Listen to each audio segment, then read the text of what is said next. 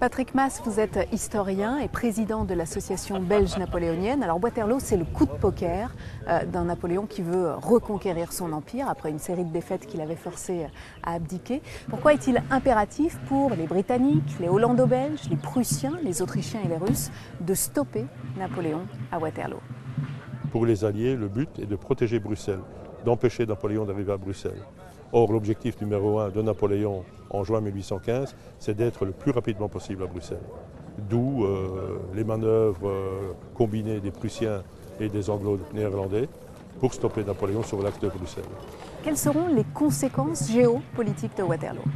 Il va y avoir notamment en France des réactions avec les ultra-royalistes, des massacres de bonapartistes, une émigration de grands personnages de l'Empire qui vont même partir jusqu'aux États-Unis pour se mettre à l'abri.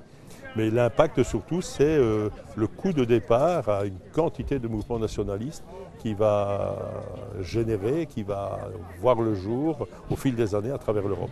Alors ce qui caractérise la bataille elle-même, c'est sa violence et son bilan humain. On parle de 50 000 morts et blessés, mais c'est aussi le fait qu'elle réunisse trois protagonistes vraiment hors du commun. Vous pouvez nous en dire un mot?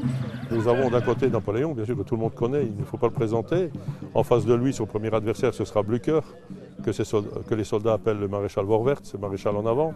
C'est un guerrier qui a 73 ans à l'époque des faits. Il a plutôt, on dirait aujourd'hui, la tête près du bonnet. Et il déteste tout ce qui est français depuis une certaine bataille d'Iéna en 1806. Et Wellington? Wellington est plus attentiste. Il attend d'avoir son monde bien réuni, d'avoir une position bien défensive. Alors là, il est imbougeable, quoi. Il tient sa position et c'est un bulldog. Il ne sait pas, il n'aime pas manœuvrer. Mais pour tenir une position, là, c'est un champion. Napoléon attendait des renforts qui n'arriveront qu'après la bataille. C'est le fameux maréchal Grouchy que Napoléon rendra responsable de la défaite dans ses mémoires. Est-ce que c'est la seule raison de la débâcle française? Non, Grouchy, c'est mathématiquement impossible pour lui d'arriver à temps sur le champ de bataille. Napoléon doit bien envoyer un ordre de rappel qui n'arrivera jamais. Mais les Prussiens ont plus de 12 heures, entre 12 et 15 heures d'avance sur Grouchy. Donc pour lui, c'est impossible. Quelles sont les autres raisons de la défaite? Les autres raisons de la défaite sont simples. Napoléon a un excès de confiance. Il connaît Blücher pour l'avoir battu à maintes reprises, à quelques exceptions près en 1813 et 1814. Il ne connaît pas Wellington. Ses lieutenants l'ont affronté en Espagne.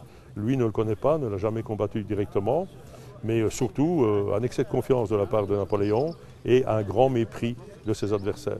Et c'est ce qui va le perdre finalement.